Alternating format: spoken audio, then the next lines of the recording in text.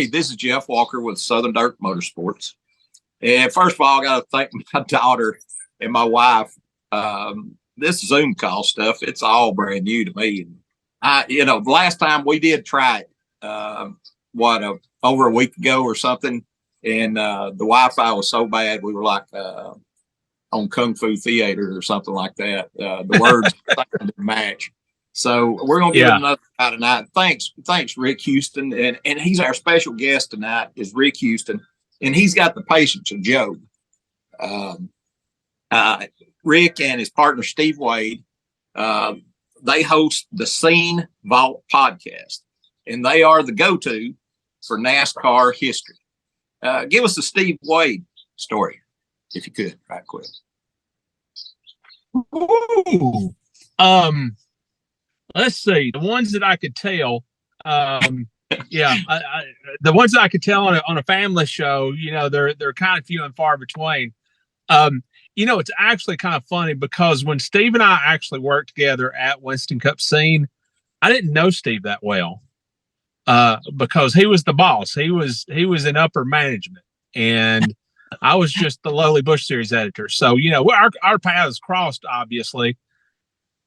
But they were kind of few and far between. But my favorite Steve Wade story of all time, probably, a coworker and I, let's just say that a coworker and I had a little bit of a disagreement when we went to Japan for the first exhibition race.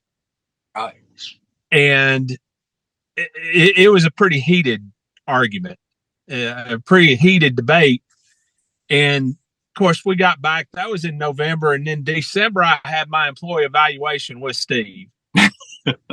And he gave me a great review and all that, and said that I'd done a good job. And he said, "Oh, and by the way, I heard about what happened in Japan, and as far as I'm concerned, you should have kicked his ass." And I said, "What do you?"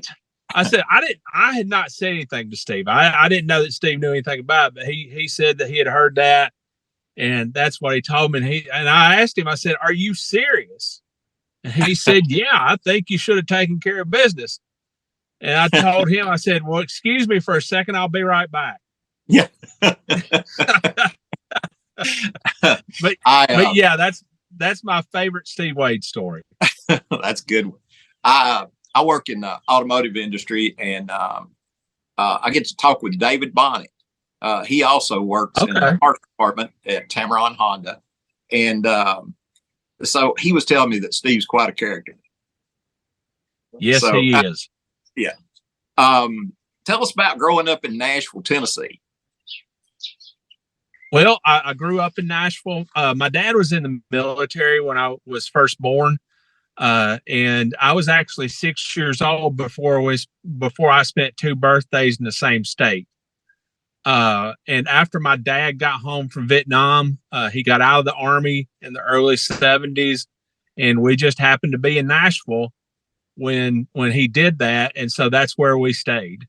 So I spent from 1972 until 1992 in Nashville. We did move back to Huntsville, Alabama for a couple of years, but Nashville is always going to be my hometown. I graduated from high school in Nashville, and then I also graduated from college in Nashville. And then a couple of years, 2 or 3 years after that, I moved to North Carolina to seek my fame and fortune in NASCAR. And one of these days I'm going to find it. But you were telling me to start with that you didn't actually pursue NASCAR, but maybe baseball. Well, it wasn't that I pursued it. I was just a big baseball fan. And I collected baseball cards. I collected memorabilia. I had at one time over 100,000 baseball cards. I was a huge Cincinnati Reds fan.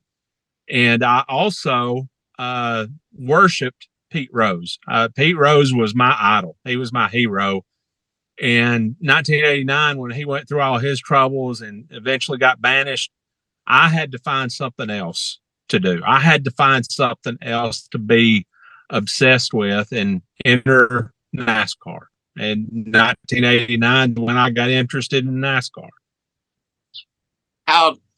Who introduced you to motorsports, to NASCAR? I mean, were you at a race or go to a race, or how did you get started kind of in motorsports? My best friend from high school, we were still hanging around after, several years after high school, and his mom is the biggest NASCAR fan that I know to this day. She posted on Facebook this morning that she was going to be visiting Martinsville virtually for truck qualifying and practice. Now, anybody who plans their weekend around truck qualifying and practice on television is hardcore. That's right. Absolutely hardcore. My kind of people. She does not miss a motorsports event, a NASCAR event on television if she can possibly help it. And so I just happened to be at their house one Sunday morning, and that Sunday morning happened to be the 1989 Daytona 500. Darrell Waltrip won. He won in that just absolutely gorgeous Chevrolet, the Tide sponsored Chevrolet. I love, to this day, it's one of my favorite paint schemes of all time. And of course, Darrell being from the Nashville area, just south of there in Franklin, that was a connection. He was also a man of faith. And I thought that was pretty cool too. So, I immediately connected with Darrell, became a fan of his. Of course, you can't be a NASCAR fan without being a Richard Petty fan. And I just got intrigued very, very quickly. Right. Can I tell you a Richard Petty story? Sure. I think, was it 1989 when the farewell tour for Richard Petty? I think it was around that. No, that was 92. It was what now? That was 1992. It was 92. Okay. His farewell tour was 1992. Yeah. Okay. All right. Anyways, I think the Daytona, the Hall of Fame, not the Hall of Fame, but the Daytona USA, they had just built that. And we had went down a week early. We used to go down for Speed Week all the time. And we had went down like a week early, and we're going to catch the ARCA race and things like that. And for some reason, we went over to Daytona USA. And my daughter, I can't remember how old she was at that time, maybe 5. I had her by the hand anyways. All she talked about was seeing Richard Petty.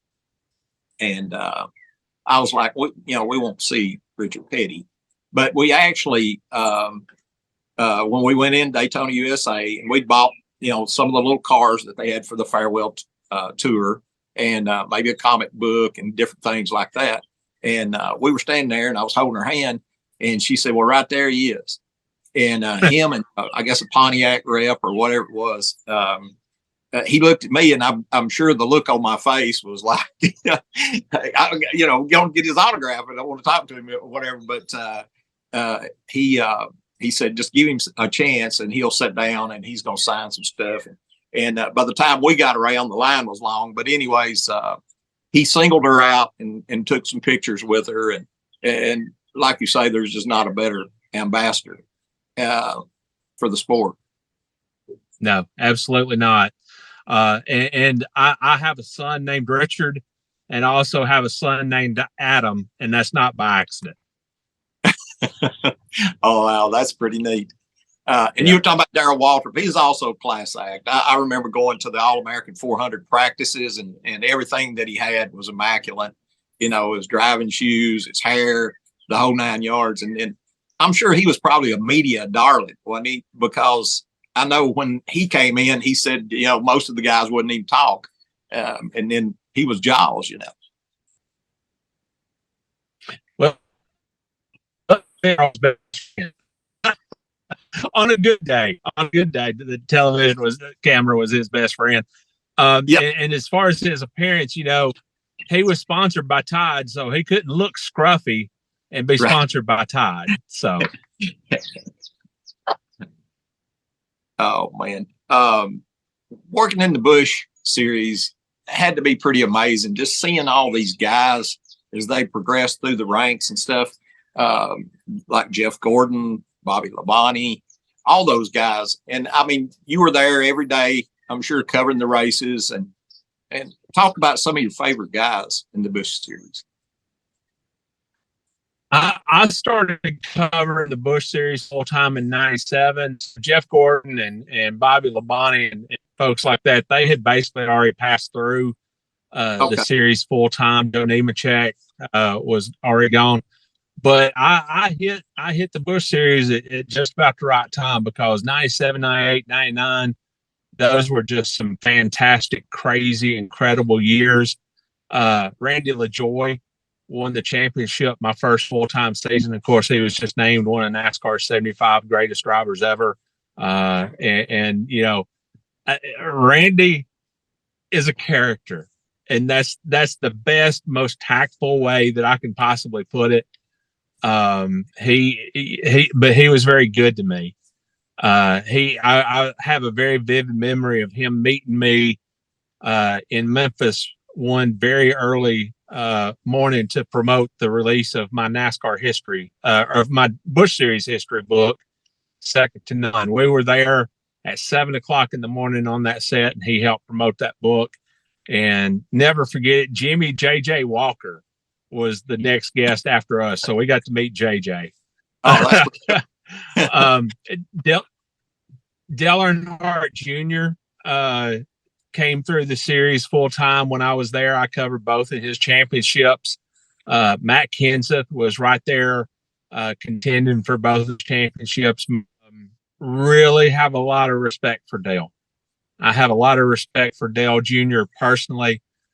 He is a good man. He is a good man. Also, Matt Kenseth. I covered all of his full-time seasons in the Busch Series. And I'll never forget the day that he won his very first Busch Series race at Rockingham. He'd gotten into Tony Stewart coming off turn 4 on the last lap to get the win.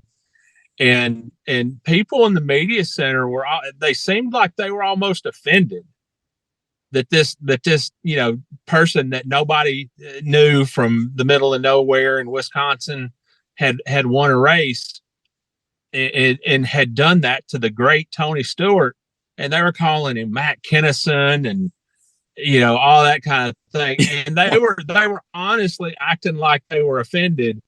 And of course, Matt went on to have a pretty doggone good career. It is evidenced by his election to the NASCAR Hall of Fame. But it was guys like Matt. It was guys like Jason Keller that I enjoyed covering. Jason and I went to many a Chinese buffet over the years on the road. Buckshot Jones. Buckshot and I had an ongoing practical joke war.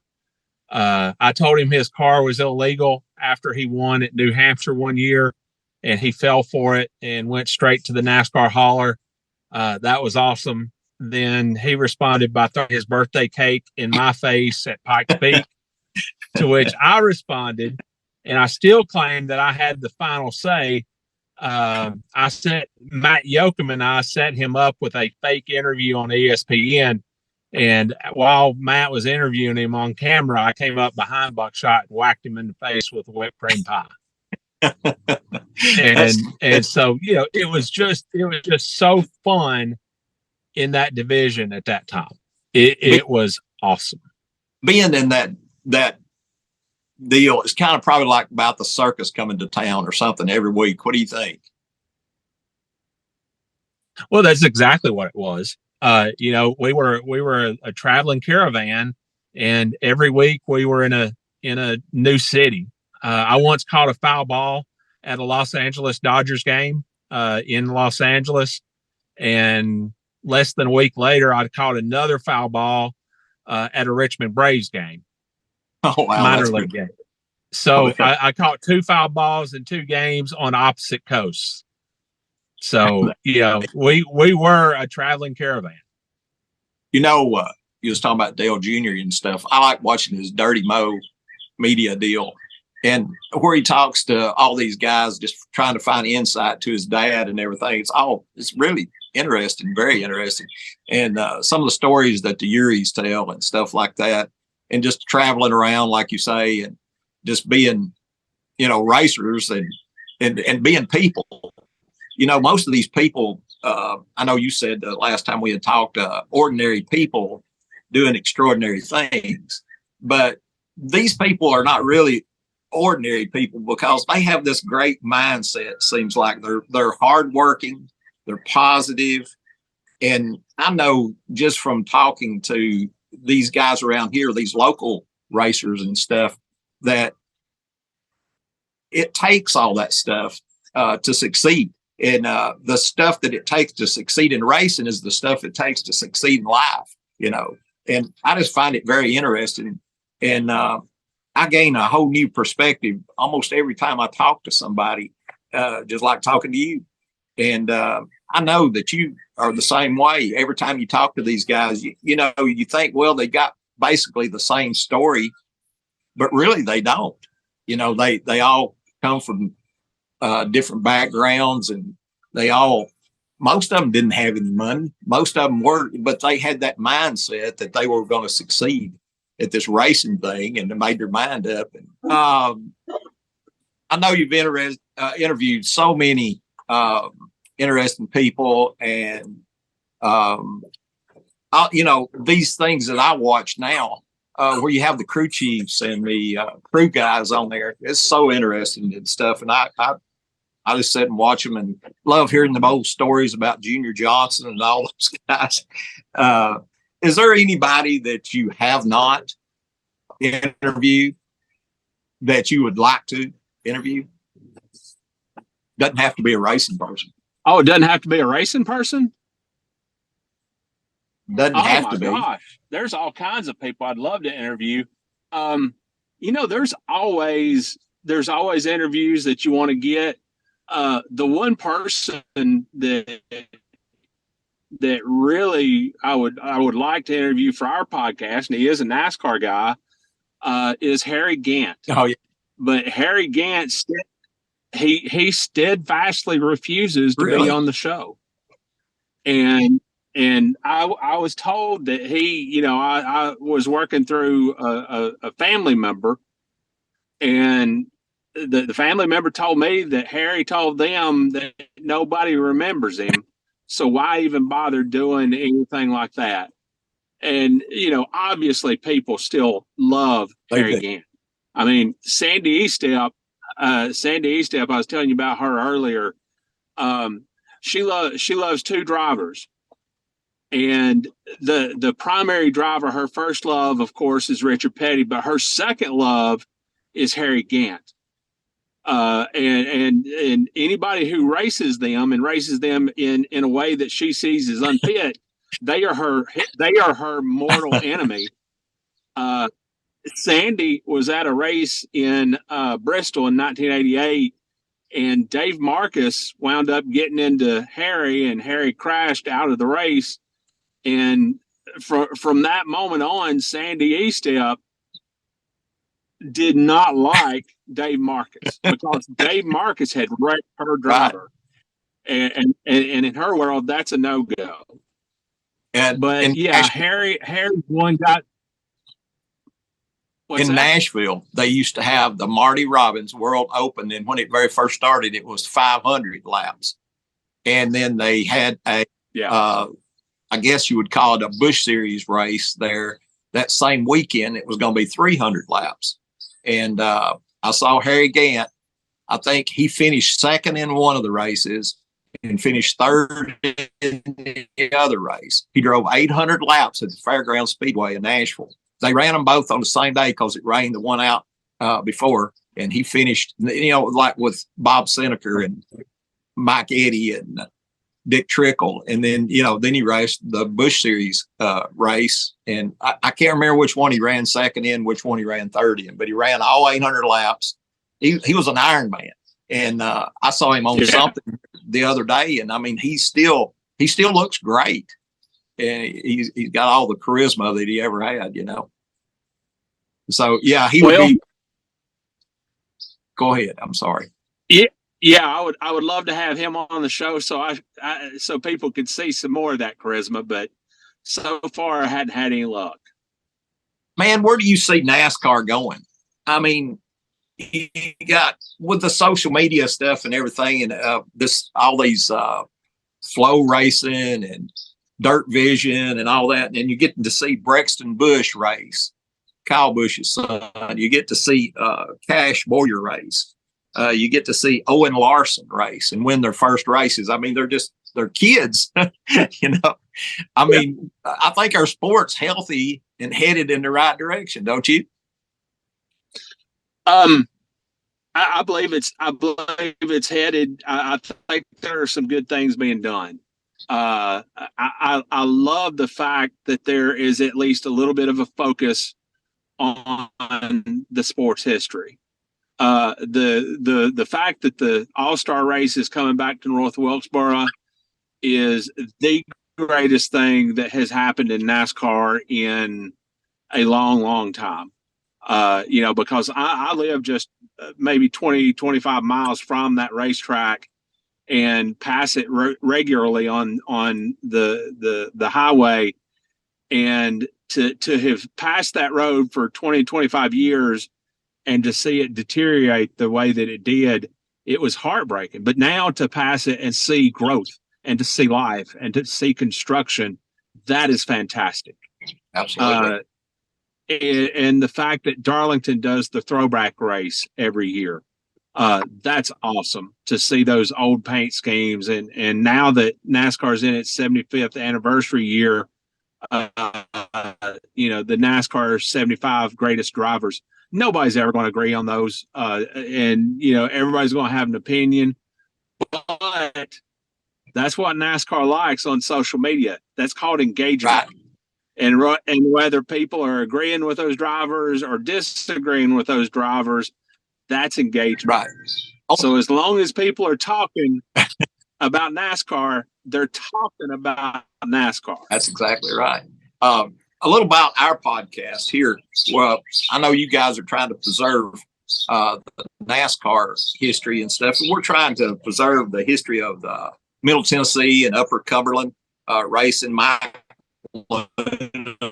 Steve Winstead, Tommy got this thing kicked off, and they've even started a Hall of Fame. And so they induct so many guys every year and stuff. It's pretty neat, really, to look back. I mean, even my small hometown here, we had a little racetrack. I think it started in maybe 1959, McMinnville Speedway. Of course, it's defunct now, but we had such guys as the Allisons, Red Farmer, Marty Robbins. They all raced there. And so in the Cuckoo Marlin race there, Sterling Marlin played in the dirt there, you know, two-time Daytona 500 champ, which Sterling is a great racer, you know. I've seen him win 100-lap races at the fairgrounds, and they have to help him out of the car, but that son of a gun can really get it done, you know. He goes fast around the fairgrounds. He'll still sit on the pole, I guarantee you, you know. All these guys, and then, of course, that racetrack went out, and then they had the new McMinnville Speedway, and we had guys like Jolie Johnson and Ronnie Johnson that raced there, and some of the local talent like Earl Lawrence and Pepper Newby. So we got a rich history right here, you know, and trying to cover all these guys. It's pretty neat. Well, it's people like you that make this sport, because, you know, if people don't connect with their local tracks, that's what ultimately builds interest in the sport, because they get connected to a track and then they get connected to a driver, and that fuels their passion for the sport. And this year, it's been kind of a running joke for ever since that we've been doing this podcast, that the best job in all of motorsports, bar none, is driving the pace car. And so for 5 years now, I have been talking about driving the pace car and how great a gig it is. Well, this year I'm actually driving the pace truck at Lonesome Pine Speedway, Lonesome Pine Motorsports Park in Coburn, Virginia, the entire season. And let me tell you, it is the greatest job in all of motorsports. That is really cool. It is awesome. Yeah. Yeah. So I have really enjoyed doing that. And that's local grassroots racing that is the lifeblood of this sport. Right. Tell us about your books. I know you've written like 9 books. Well, I've actually written 12. 11 of them have been published. I've got a manuscript that's sitting in a drawer. It's sitting in a hard drive on my computer, and it's probably the best of all of them. I've written 7 books about NASCAR, and I've written 4 books about NASA, the Human Spaceflight Program. I have kind of eclectic interests, NASA and NASCAR, and it was always a dream of mine to be an author, and fortunately, I've been able to live that dream in several instances. But also, being an author is very, very humbling. Absolutely. I went to my first book signing, and I drove to Kansas because I was not going to disappoint my public, and I had visions of people lining up around Barnes and Noble and all that kind of thing. And I went to the book signing, and one person bought a book. And let me tell you what's the truth. I don't mind telling you, but I cried on the way back to the hotel. Well, I understand. I mean, all that work, but all that work for, to have You've been happen. so dedicated to racing, man. And NASCAR is a family. It's a really tight knit family. And you got to be proud that you was part of it for a long time and still part of it. And so, man, I can't explain to you how much that's to me to be able to talk to you. And so, man, it's been great. And so I guess we'll sign off this, unless you got something else that you'd like to say. Sign off this episode. Farewell listen, words. man, I'm nothing special. I'm nothing special. I'm just an ordinary person reporting on other ordinary people and them doing extraordinary things. Well, they got to have somebody that back there too to report on them too. Yeah. But hey, it's been great. You've done so good, man, and we appreciate you being on our show and taking that time, man. And like I say, you've got the patience of Joe, because we've had to work through this thing, haven't we? Yes, we have. That's right. It was worth it. Thanks a lot, man. I appreciate All right, man. you. Thank you.